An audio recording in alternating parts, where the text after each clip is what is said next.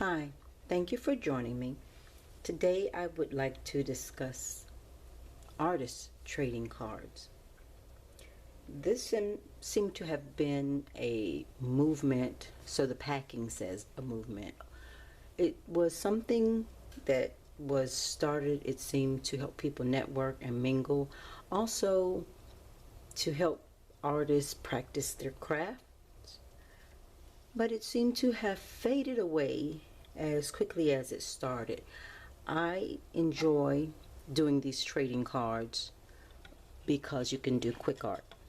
Now, let's get started, and then I will also show you some samples of artist trading cards. What they are is really miniature works of art. What you'll need to make them yourself is something to mark mate with. I prefer a metal straight edge. One of these, the white erasers, the soft white erasers to erase your marks, and of course paper. This is some scrap paper. As you can see, I tore it off of something. One portion is kind of messed up. I don't like that. That may get incorporated in a different type of art. But this, doing them yourself, saves you some paper. Now you can just purchase a pack of any type of paper and do them yourself. I'll show you. These came from the store. Strathmore seemed to be the one that was making them, so you'll see this is an assorted pack. This pack has 2 sheets of vellum Bristol, smooth Bristol canvas and textured paper, and of course watercolor paper. And I think it included also an illustrator board. So I'll open this up and let you see. This one is textured, nicely done, but these are just little small pieces of paper. That's the illustrator board. And a lot of times what happens, as watercolor paper, what normally happens is when you do, especially prints, when I'm making prints, I also always have a lot of extra paper or excess paper that I cut away and trash. And that's why I got into paper making. And this is canvas paper. This feels like the Bristol smooth, and then the textured Bristol. So you can get these already made in a pack. The measurements for artist trading cards are 2.5 by 3.5. It's the same as a regular trading card. So you see it comes in Bristol, or this is a pack of watercolor paper, and it comes in different tints, the white or the cream off-white color paper. And of course that. So you can make them yourself, or you can purchase them already made. You can also just purchase a pack of paper and use that to cut from. So what I'm going to show you is just really how to do them yourself. You can cut this with a straight edge, or you can cut this, I'll show you, tear it. So what I've done so far is I just put a mark here at 3.5 and 3.5.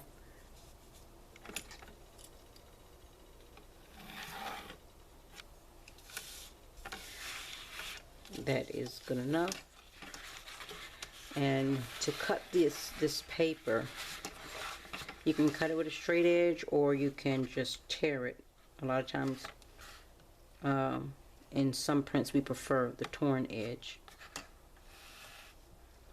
You place the metal ruler onto the paper and grab the edge of the paper with the opposite hand. You're going to pull towards you, down and across. I'm going to move that because that's on the camera. You're going to pull across the ruler, across that way, across the ruler and towards you. And it will give you a nice edge.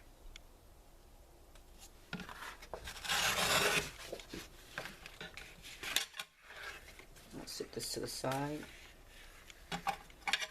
Then, because this is 3.5 this direction, I'm going to go 2.5 on that side. And I'll just do a couple of them. I won't do a whole lot. Just mark 2.5. And you're going to have to make 2 marks in order to get where you want. 2.5 to 5. Then to 7.5. 5.5.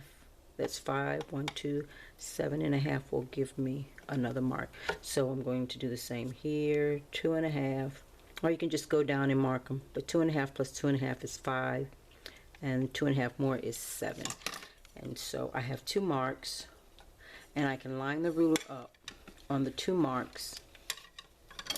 Or I can just draw a straight line and then line the ruler up on the straight line. But either way, between those 2 marks is going to give me the points that I need. Lay the ruler flat and holding it with pressure. I want to make sure you can see the whole thing. Holding the ruler with pressure at the beginning and the end. Grab the paper from the loose paper from the corner and bring it over and across the ruler. And then I will do it again. So when you do this, take your time and make your measurements, and that way it will be nice and neat. And of course even. Another way I found, if you don't want to do this, it's about 50 cents a cut if you go to your local print shop. They have a print center there, because you'll make little mistakes, as you see right here. That's not straight. So I would recut it or just trash that. But straight edge, straight cuts. If you want straight cuts, you just take a pack of paper that you purchase from the store and you tell them what measurements you want, and they will cut them for you, and it'll give you nice machine cuts. So what I will do is show you a few samples. Let me put the paper down so it'll show up good for you. Show you a few samples of what you can do with the artist prints, or excuse me, artist cards. I tend to like, when you cut them, you get these cornered, straight corners, but I tend to like these rounded corners much better. They just look better to me.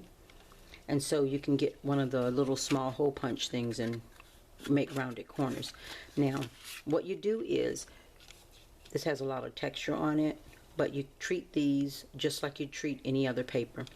The only difference is, if you meet someone and you want to give them a card, you can give them one of your pieces of work. They'll have a small piece of the work that you do. This gives them a chance or an opportunity to see what your work looks like.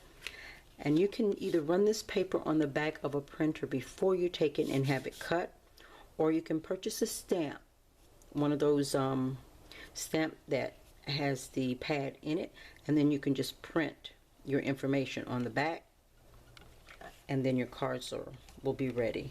And that way the person can have these. You can use these, I guess some people do use them as business cards, but you want that information on the back so that when the person sees your work, they'll remember who you are. And that's the great thing about these, is they allow people to see your work. And these are just a few more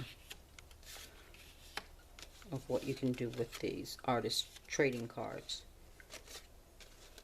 So when you see someone, and you strike up a conversation with them, just like you would giving out business cards, you can give them one of these artist trading cards. And what normally happens is, if you're speaking to another artist, they'll give you one, you give them one. I've also made prints on these, and I've given them out with the series numbers on them. So some people really do enjoy collecting them. So thank you for joining me. Until next time.